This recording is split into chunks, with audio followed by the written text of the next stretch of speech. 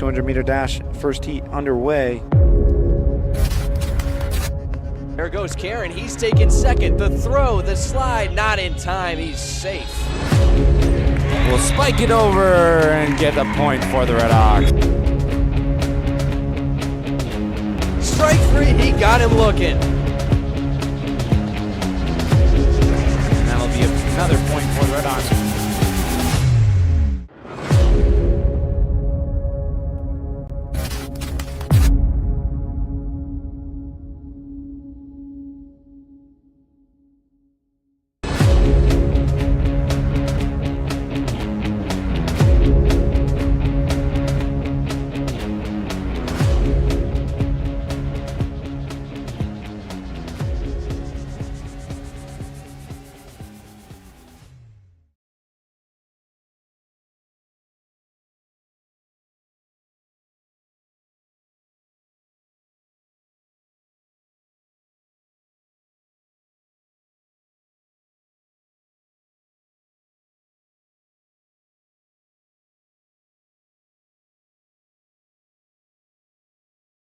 Okay, trash it then. Oh, yep.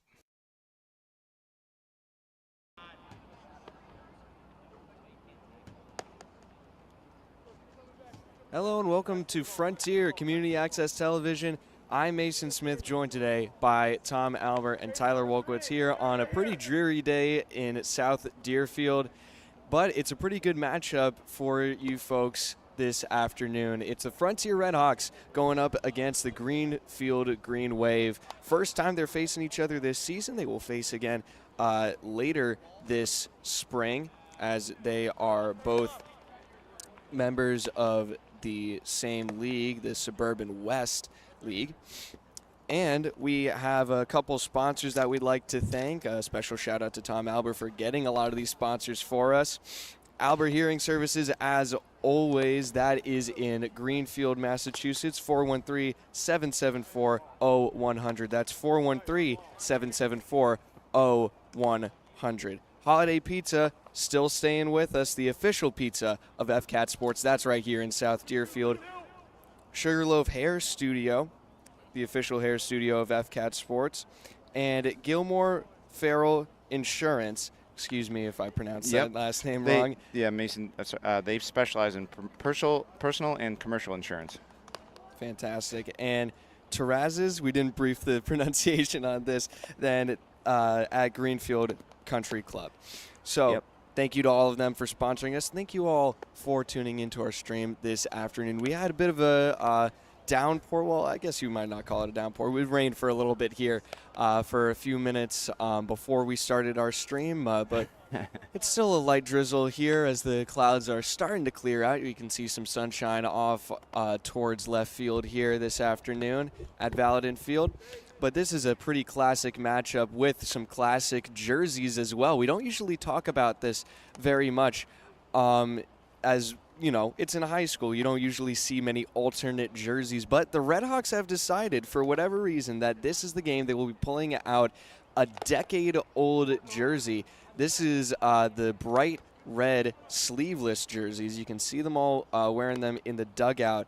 When we turn the camera to them, we're having some camera work done with our high pod at the moment, but it is bright red sleeveless uniforms, says Frontier Baseball on it, and that's resulted in a couple number changes as well for the Redhawks, but we'll keep you right in step with that. Greenfield, as always, wearing their signature green uniforms. And so, as the Redhawks will be the home team, they will take to the field first, as my man Matthew is going out to set up the scoreboard to my right here. On the mound, starting in a very big league game for the Redhawks, just about the best pitcher you could hope for from Frontier to be on the bump. It's Joe Yakoski, who, through his own prolonged calculations, told me that he has a 1.90 ERA on the season so far over several starts.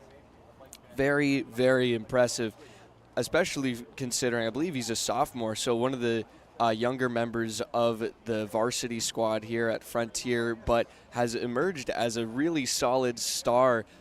Starter, relief, or otherwise, he's been really consistent on the mound. Behind home plate in the catcher's garb this afternoon will be Caden James. Porter Hall taking a turn at first base. Jack Cusson at second. Shortstop will be manned by Austin Durso. Braden Dion at third base, his position for most of the season. And in the outfield, taking left is Brady Pareda, Ben Karen at center field, and Henry Drinker in right. And not hitting this afternoon will be the pitcher Joey Akoski. Instead, we'll have the designated hitter Colin West. And this is also back-to-back league games back-to-back-to-back league games for the Redhawks. They played Hampshire and East Hampton. Now they're playing Greenfield. That will be the end of their stretch here in the Suburban West League. They won their past 2 games in league, bringing them to a 5-1 league record. They're actually tied for second right now, Tom, and they have an overall 6-2 record. And we won't see any of Max Krabisky-Bannock on the field today. He was the relief pitcher for the game just yesterday here at home against East Hampton, which was a 9-4 win for the Redhawks. And on the other side of things, it's actually been a shorter season so far for the Green Wave. They've only played 5 games so far this year, 3-2 on the season, but they have their own weapon on the mound that they'll be looking towards to try and battle against the Redhawks bats, which have been getting pretty hot recently. Some less strong hitters really coming into their own in the past couple games, but it's Caleb Thomas who will be taken to the mound against the Redhawks when they go up to bat in the bottom of the first. And he also is the best, I kind of already said it, but best pitcher, the guy that you really want to be out there for the games that mattered the most. And this definitely is, besides it being a rivalry game and beyond that, the league games have a lot of big implications for an early prize in the season for these high school teams, which is their league championship title, Tom. Yeah, and something I'd like to mention, too, I talked with Coach Williams today. This team, Frontier, they're a good team, Mason. 6-2 on the season, like you said earlier. Now, next Thursday, guess what, Mason? These 2 teams will face again in Greenfield. Now, I will be, unfortunately, in Salt Lake City, Utah. So I will not be there to cover it, but you never know. If you can convince Kevin Murphy to go out there and do it. We'll try our best. That was a pretty fun spot for us to shoot, actually, an award-winning spot, if I remember right. Yeah. What was it, 2 years ago now? Yeah. I think it was 2 years ago. Yeah. Well, we just got our plaques for it. It was 2 years ago that the Frontier Redhawks won the Western Mass title. Yeah. That was a game against Smith Voc. I think it was, 7-6? Yeah, and remember, I remember, Mason, me and you called that game. That was one of my favorite games I'll ever remember calling. It was fantastic. Great day. It was a dropped fly ball. It was. In left field that won us that game. So, and speaking of fly balls, Mason, you know what happened earlier this week? What happened, Tom? Greenfield versus Frontier softball. Oh, I heard about this. And in the second inning, Greenfield blew away Frontier out of the water pretty much. And it was, guess what? 2 dropped fly balls to left and right field. That's been a big issue for both softball and baseball. Just their pitching for both teams has been very, very good this season. And the fielding has, not all the time, we'll give them the credit that they deserve. They're good fielders pretty consistently, but they've had some points where they've struggled, and it's cost them runs, Tom. Yeah, and speaking of that, Mason, talking with Coach Williams before the game, before even Greenfield got here, Mason. Me and you and Tyler and even Murphy, we were all here today hours before this game. And you know what happened hours before this game? Mason got a little, and Tyler, they got a little water dripped on them. Yes, we did. By myself, and I loved doing that. It was actually not as cold as I thought it was going to be. I'll say that. Yep, it hits you. So the reason I'm kind of protecting the laptop, the viewers won't be able to see, but the reason I'm where I am today is because at the Greenfield game, when I was there alone with Logan Walkwoods, great kid, by the way, I got beamed in the right wing by Skylar Steele. It was a sailed throw, and, that's kind of what the problems these 2 teams have been facing, Mason. Errors. Errors, there's been strikeouts. These are 2 teams that, all year, this is the game you want to be at. Yes. And who else? You want your aces, 2 aces on the mound. It's going to be pitcher versus pitcher, as I like to say, Mason. Yep. Mano y mano. And another thing Coach Williams said to me was, you know, he said that I asked him what the difference was between last year and this. He said the culture. Yeah. And there's been a lot of investment. And, you know, when they're struggling, they have a player to, you know, rely on, Mason. Yeah, absolutely. There've been some big players that have stepped up. The 3 captains that were meeting at home plate before the teams went out to warm up. There's 3 of them for the Redhawks this year. Ben Caron, Caden James, and Colin West. All, well, I guess you can say former now. Former football players for the Frontier Redhawks. They won't be returning next year, graduating. Stop. Because you're not graduating. You're graduating. That's true. You sure you don't want to be a super senior, Mason? I don't know. We'll see the opening pitch here.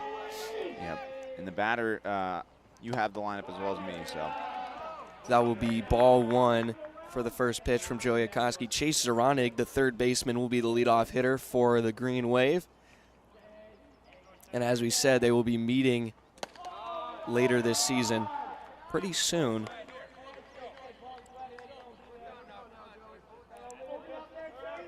Greenfield comes into this game off of a 2-game win streak. One of them, maybe both of them. I know one of them was a shutout. That's a big cut from Zaranig. Looked like he got a piece of it as it ran into the backstop. For strike 1, 2-1 is the count. Thanks, Mason. And one thing I'd like to mention, too, is honestly the best umpires are at this game. We have Artie in the field and behind the plate. Really good, nice 2-2. We don't usually talk about the umpires that much, but they got caught in the downpour as well as us, so they get right into the game. As we have, looks like one of the Greenfield teammates coaching first base here, as that is lined up the middle. Ground ball fielded, high throw, and Porter Hall will get over there in time. And so, Mason, what happened on that play? Off balance throw. If Yep. he took his time and did a nice crop, he would have gotten it cleanly to Porter Hall. But Porter Hall was ready for the overthrow, and luckily that hit the fence, not us. Yeah. It was a good fielding, though, from Durso, the shortstop, who just overthrew it there. And now Greenfield will have the leadoff runner on first. Up to bat here, Connor Berger on the shortstop. That one's going to be popped up shallow. Dion's underneath it in foul territory, and the first out is away. And just like that, Mason, that's out number 1. So, you know, the error makes up for the out there, and you can still do a double play. So, not wasting too many pitches either for Akoski. You want him pitching for as long as possible in a game like this against a team like this that's coming into it pretty hot. Again, the 2-game win streak. Here's the delivery, and a ground ball going to be fielded by Durso again. He's going to look to first. The throw is in time. Oh, my goodness. Mason! The stretch from Porter Hall. Put him on the gymnastics team. My goodness. Mason, what an effort. The throw, the catch, the stretch. And that's out number 2. So that will put the tie, you know, that will take the lead run now at second base, but 2 outs, Mason. What a job from Porter Hall there. And again, on the first pitch, that was Caleb Thomas who got caught out at first. So that will be a little outside for ball 1 on the center fielder, Logan Moore. Yep, and Mason, it was a right play. He knew he didn't have enough time to flip it over to second for the DP. Yeah. That one will be low as well. West being very careful with this placement of the ball.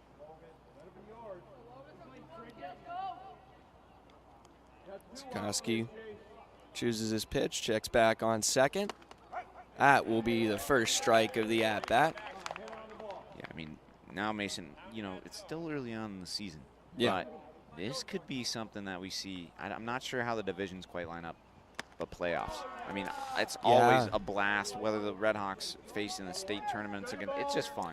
It is. Really it's fantastic. I mean, this is these two schools are such a great rivalry because the sizes of the schools are pretty similar for most of the sports. Yeah. And so that will be grounded over, fielded by Dion, a nice hopping ground ball, and Hall. It skipped underneath his glove. Yeah. And that will score the first run of the game on a ground rule double. Mason, we just talked about this. Yeah. You need to make clean close. You need to make clean throws. Take your time. I mean, sometimes it's not always about getting the out. Because think about it. That overthrow just scored the lead run with 2 outs. Yeah. And then we'll bring up Mason number 3, it looks like. That'll be Lucas Ciano, a big star for Greenfield's ice hockey team that we had a lot of fun covering in the winter.